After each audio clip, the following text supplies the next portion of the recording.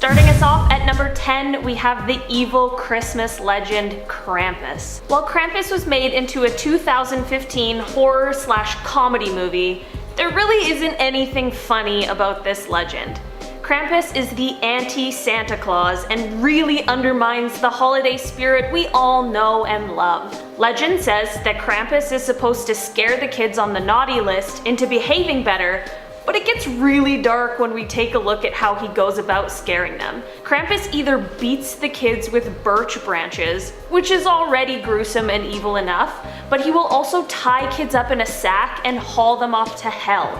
Krampus is mainly a German and Austrian tale, but he is definitely recognized in other countries who have their own versions. I don't know about you, but I'd really rather get a lump of coal under the tree than get kidnapped by Krampus. Alright, next up at number 9, we have the Momo Challenge. So this internet legend spread like wildfire throughout social media. Momo is actually this user, you guys are seeing it on your screen right now, absolutely terrifying. Well, whoever's behind this, I have no idea, but they got people to perform very dangerous acts and self-harm. Back in 2018, which isn't that long ago, this challenge went worldwide after a 12-year-old girl killed herself after doing the Momo Challenge. We still don't know who Momo is. We don't know who is behind it. People like Kim Kardashian posted on her Instagram story pleading for YouTube to remove all these challenge videos. Well, legends have it that Momo is still alive. In our number 8 spot today, we have the killer in the backseat, or the high beams legend. This legend originated from folklorist Carlos Drake in 1968. The legend says that there is a woman who is driving and being followed by another car. She begins to panic as the person following her keeps flashing their high beams at her, they're tailgating her, and they even ram her vehicle. When she finally makes it to what she thinks is a safe place, she comes to find that the person following her was actually trying to warn her of a murderer in her back seat, and they flashed their high beams every time he tried to sit up and attack her, causing them to duck back down. If you've driven on an unlit highway before, you know how annoying people in their high beams can be. But maybe I need to take a second thought before just dismissing them. And moving right along, in at number 7, we have the Devil's Chair. This is a very popular urban legend in Florida. Well, let me know what states that you guys are from and what is the most popular urban legends you guys have. Let me know in the comment section below. And also make sure to hit the like button because it really helps us out. Alright, getting back into this, the Devil's Chair was turned into a movie. And you know what? Let me show you guys a quick trailer of that. During the 1950s, this place was an institute for mental health care. An asylum. This is where the incident supposedly took place.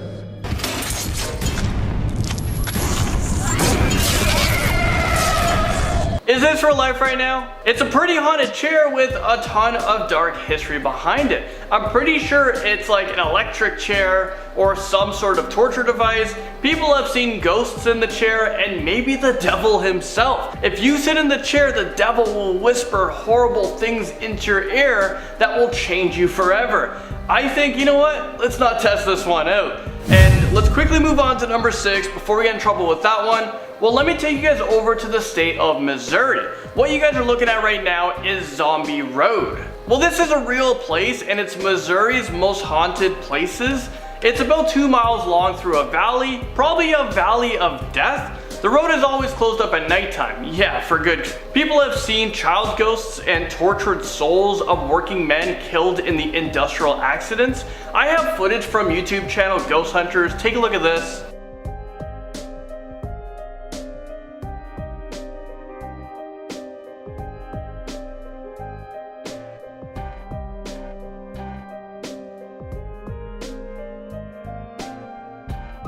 Okay, I mean, this looks like a road that I would never want to go on. Coming in at number 5, we have the Vanishing Lady. Let us know in the comments if you've heard of this one before. A daughter and her mother are abroad in Paris for the World's Fair when the mother falls ill. The daughter leaves the hotel room in order to get some medicine for her mother, but when she returns, she finds that her mother has disappeared, their hotel room doesn't exist, and no one at the hotel can remember seeing either of them. Apparently, the mother had died while her daughter was out, and in an attempt to cover up any bad publicity, the hotel got rid of the body and pretended like the pair never existed. The daughter ends up getting committed to a psychiatric hospital where she spends the rest of her life. It would be so scary to know that something is true, but have everyone around you telling you the opposite. In our number 4 spot today, we've got the Bunny Man. While this sounds like it could be very cute, it absolutely is not. This one originated in Fairfax County, Virginia, and is basically just the story of a man dressed in a bunny suit who attacks people with an axe. The first report of the Bunny Man came on October 19th, 1970, when a man and his wife were stopping in to visit an uncle. They were sitting in their parked car across the street from the house when they saw something moving in the rearview mirror. Just a few moments later, one of the front windows was smashed. When the couple looked up, they saw a man wearing the bunny costume screaming at them. Luckily, the car was still turned on, so they were able to make a quick escape, but as they drove away, they found a hatchet on the floor of the car. A man with a hatchet is already scary enough, but there's something so disturbing about him being dressed in a bunny costume.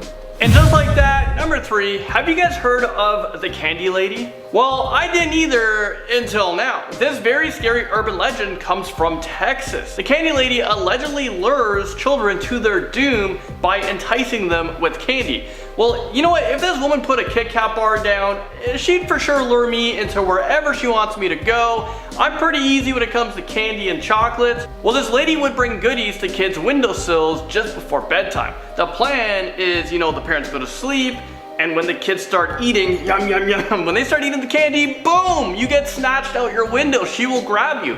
The Candy Lady would feast on these sugar high bodies. Well, pretty messed up urban legend if you guys asked me. And is it just me, or does it seem like parents might have made this one up for kids to scare the heck out of them? They don't eat candy before bedtime. If I heard this urban legend, I would never eat candy again. I think these parents are trying to save on dental bills. In our number 2 spot, we've got the Babysitter and the Man Upstairs. If you've seen the 2006 movie When a Stranger Calls, you know just how creepy this one is. The story goes that a teenager is babysitting some children for a family. She begins receiving phone calls from some sort of stalker asking her if she's checked on the sleeping children. The first call she believes is just a prank call, but when the same call keeps coming over and over, she begins to get very frightened and calls the police, who say that they will trace the next call. When they trace the next call, it is revealed that the caller is calling from inside the house, and he was calling from the phone upstairs after having murdered the children. It's safe to say, I didn't do a lot of babysitting after watching this movie. And finally, in at number 1, we have Pennywise. We all know Pennywise from the horror movie It, but did you guys know it might have been based on a true story? Well, the story might have been inspired by John Wayne Gacy, the man who's famously known as the Killer Clown. He was an American serial killer, a sex offender who might have killed over 33 people. He would lure young boys into his home, and once he got them there, he would pretend he was performing a magic trick in order to handcuff them, leaving them totally defenseless. There were a few times where he even had what he called a double, where he would kill 2 victims in one night. A lot of the victims were buried in his own backyard, which is absolutely insane. This story gives me goosebumps every time. Number 10, the Deer Dew. I always find it fascinating how we can find similar breadcrumbs around the world that depict legends of vampires. The Celtic depiction of the vampire is the Deer Dew, and the story behind her is heartbreaking. The Deer Dew once was a breathtaking, beautiful woman who had given her love to an innocent farm boy. But her father was greedy and arranged her to marry an abusive chieftain for wealth and land. No amount of begging could save her from her fate, and unfortunately, the marriage went through. After the wedding day, the woman fell into a deep depression, not eating or drinking until her body wasted away. Her lost love visited the grave every single day, wishing her to return, but come the year anniversary of her death, it was revenge that brought her back. She went straight to her father's bed and sucked the life from him. Not yet sated, she went of course to her brutal husband, and finding him surrounded by women in lustful acts, flew into a rage and not only sucked out his soul, but drained all the blood from his body. Every year on the anniversary of her death, she rises to seduce young men before devouring their blood. So, to this day, on the anniversary of her death in Waterford, people place rocks on her grave so she cannot rise from the earth. But sometimes, if the rocks aren't heavy enough, the deer dew escapes, seeking to sate her bloodlust. Number 9, the Dullahan. The Dullahan is a foreboding headless horseman who's set to ride during festival days. He is said to be one of the most terrifying creatures who resides in the spirit world. Some consider him the angel of death.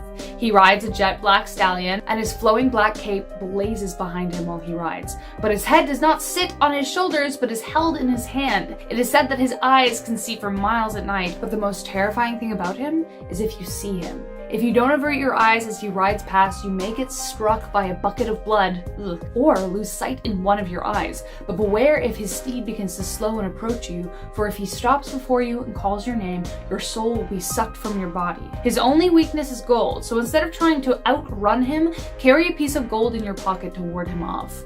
You know, just because everybody has gold, I guess. Number 8, speaking of creatures you don't want to encounter at night, next up we have the Banshee. The Banshee can appear in many forms, so some say she appears as a beautiful woman in a shroud, or a headless naked hag holding a bucket of blood. But even more terrifying than her appearance is her song. The Banshee is an omen of death and is said to appear to warn of violent death, either of a loved one or for the listener. Some Banshees even do the killing themselves, while other legends say they are spirits tied to their loved ones and sing songs of care and concern for the ones about to pass. At one time in Ireland, it was considered blasphemous not to believe in Banshees, and some older generations still believe to this day. Real or superstition, the legend of the Banshee is a haunting story of an inescapable fate. Number 7, Balor and the Evil Eye. Balor was a legendary ancient being who existed long before the Tuatha De Danann, a race of godlike people with supernatural powers. When Balor was a young man, he spied on his father and his druids as they performed a spell to lay waste to the land. Vapors from the spell infected his eye, enlarging it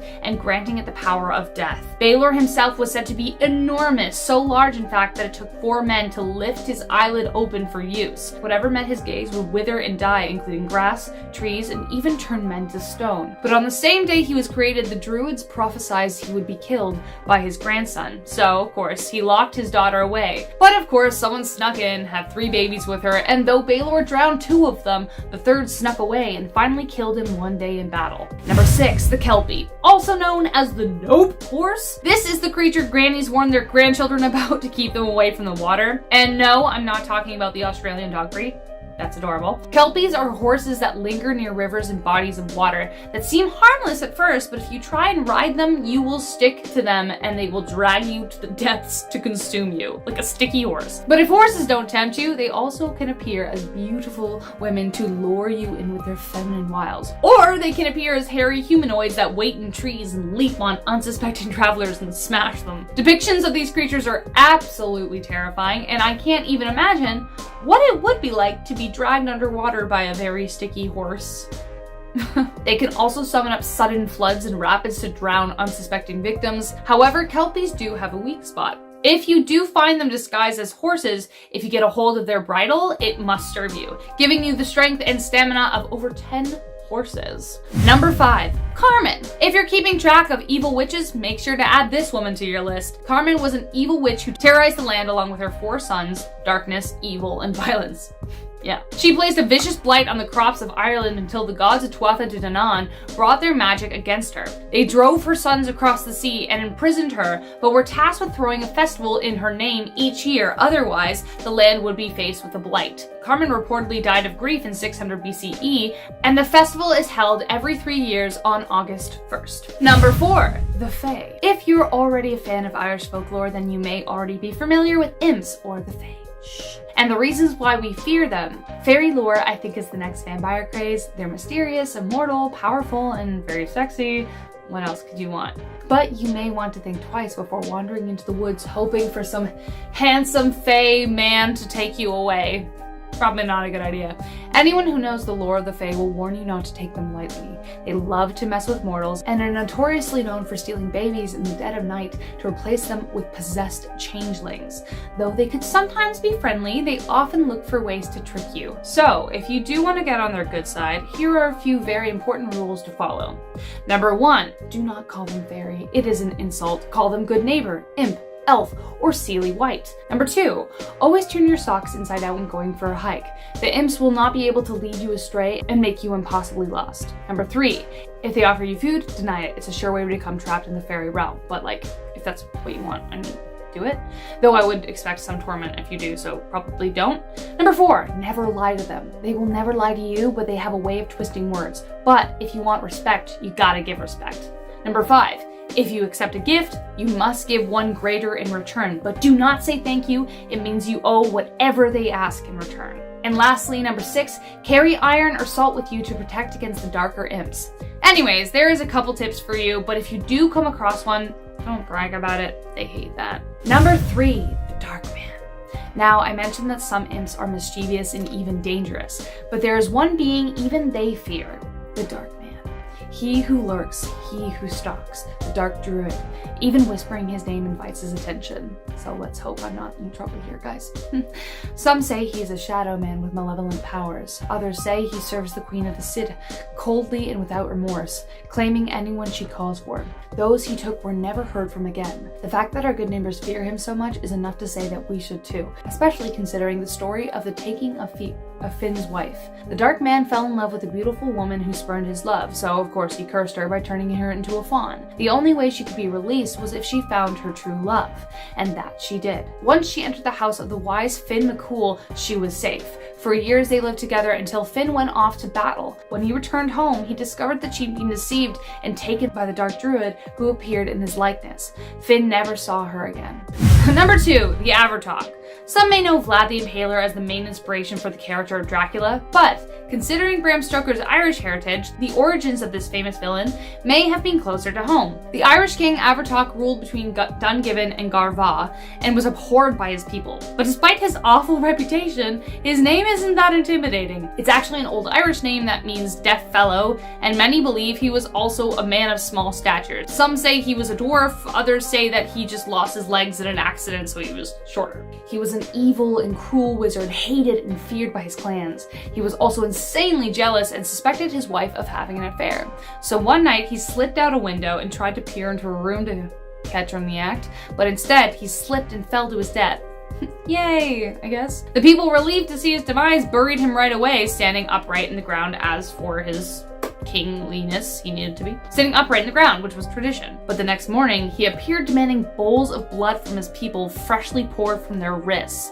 The people begged a neighboring chieftain to save them, and he tried to kill him not once, but 3 times, yet still he would appear the next morning, demanding blood. The chieftain sought the advice from a neighboring saint, and this time when he killed him, he buried him upside down, stabbed him in the heart with a stake from the yew tree, piled ash wood on top of him, and placed atop the grave a heavy stone slab. You can still visit the grave to this day, but locals still fear the sight, and some have even had very eerie experiences. Ooh. Number 1. The Slua. There's one night a year that you should fear the Slua, spirits of death who show no mercy to whoever crosses their path. The only way to dissuade them from taking your soul is if you offer up another soul in return. You may know this night as Halloween, but those who believe in Celtic folklore call it Samhain. Some say they used to be imps who became twisted and warped by dark magic. It is said they fly from the west in a dark mass, seeking souls to drag back with them into the darkness. On Samhain, fires were forbidden so as not to attract them to your door, and windows on the west side of the house were locked shut. They are also locked tight if someone in the house is ill or dying, as the Slua often delight in stealing souls before they can give their last rites. But you can also call them to you by saying their name aloud. So, like, guess I'm screwed. Alright, so we'll start off with this creepy list. And at number 10, with the girl who refused to talk about her Bloody Mary experience. I know for me, I didn't want to talk about it for a long time. I couldn't believe what I saw. One night at a slumber party, all of the girls dared one of them to go into the bathroom and call out Bloody Mary's name 3 times. The friend accepted this dare, but she was also so terrified to death. After 15 minutes had passed, they heard the poor girl scream and she was struggling to open the door. When her friends finally got the door open, the girl in the washroom was whimpering, shaking, and crying for help. Her arms were covered in bruises and cuts, and even to this day, she apparently refuses to talk about what happened in that bathroom. Classic Bloody Mary scares us in at number 9. 3 friends were hanging out on Friday the 13th. This is the day I would not summon her, so they were talking about urban legends, especially Bloody Mary. So they all convinced one another to try the ritual for themselves. The 3 of them gathered candles, went into a pitch black bathroom, and waited until 2:55 a.m. them. They chanted Bloody Mary 13 times, and all of a sudden they saw a swirl of smoke and a figure of an old woman that appeared in the mirror. All three girls instantly screamed, turned on the lights, and Bloody Mary vanished, but that doesn't mean that they're safe. Now, in at number 8, we have Queen Mary I. The origins of Bloody Mary varies from country to country, but the most popular theory is that Queen Mary is the spirit of Bloody Mary because during her reign as queen, during the Tudor period, she was nicknamed Bloody Mary because she had an unusual amount of miscarriages, and she was also very quick to order executions during her 5 years as Queen of England. So yes, there was a true story behind Bloody Mary. In some versions of Bloody Mary, the person is supposed to chant her name 3 times, and then you're actually supposed to say, "I stole your baby," or "I killed your baby." When I was 10, I didn't know that was a thing, so maybe I summoned something else? This is pretty awful for kids trying in the bathroom. The mirror that cracked pierces its way into number 7. A group of girls at a summer camp thought it would be fun to summon Bloody Mary. Personally, this isn't my idea of a good time, but that's just me. So these girls ran into a dark bathroom and they chanted her name 3 times. At first nothing happened, so the girls were mocking Bloody Mary, but then the mirror began to violently crack and all of the girls ran outside of the bathroom except for one because she was just so paralyzed with fear. It happens, you're so afraid you just can't move. Well, when she was alone with Bloody Mary in the bathroom, she saw a flash of movement in the mirror as if someone was standing right beside her. Eventually, she was able to get up and run for her life. The next morning, they laughed about the incident, but they all vowed to never attempt to summon her ever again. Alright, number 6, the Japanese version of Bloody Mary. Different regions and cultures may have their own versions of Bloody Mary, and this is the urban legend that is haunting Japan. According to the legend, if someone goes into the 3rd stall of the girl's bathroom on the 3rd floor of a school, then knocks 3 times and asks, "Are you there?" the spirit will answer, "I am here." If I hear that, I would be freaking out. And then if you choose to enter the stall, there will be a small girl wearing a red skirt waiting for you. Is this real life right now? What is going on in Japan? Some people have claimed that after summoning her, Haku-san's bloody hand can be seen from under the door. Some people have even said that if you enter the stall, you'll be eaten by a 3-headed lizard. I don't know about you guys, but I'm gonna stay away from, the 3rd stall on the 3rd floor in a school. Dead silence brings us to number 5. 2 friends just finished watching a horror movie, and one of their friends wanted to scare the other one. So she took her friend into a bathroom and chanted Bloody Mary 3 times and waited for her to appear. After a couple of minutes, she disappeared and decided to turn on the lights when all of a sudden she saw a 3rd reflection in the mirror. When she looked closer, she saw a black and white woman with her mouth wide open. This sent shivers down their spines because they were expecting that this figure would start screaming because why is her mouth open? However, this creepy spirit remained silent and began to lift up her arms. Her hands were drenched in blood and her fingernails were actually torn off. Bloody Mary reached for the girls and touched one of them on the shoulders. The 2 girls desperately screamed for help, turned on all the lights, and ran for their lives. Well, I guess it's safe to say that these 2 are never going to attempt to summon Bloody Mary ever again or use that bathroom. In fact, I would never use any bathroom again. Bloody Mary with cuts on her face slices in at number 4. During a sleepover, 9-year-old Katie and her friends decided that they wanted to have a little fun,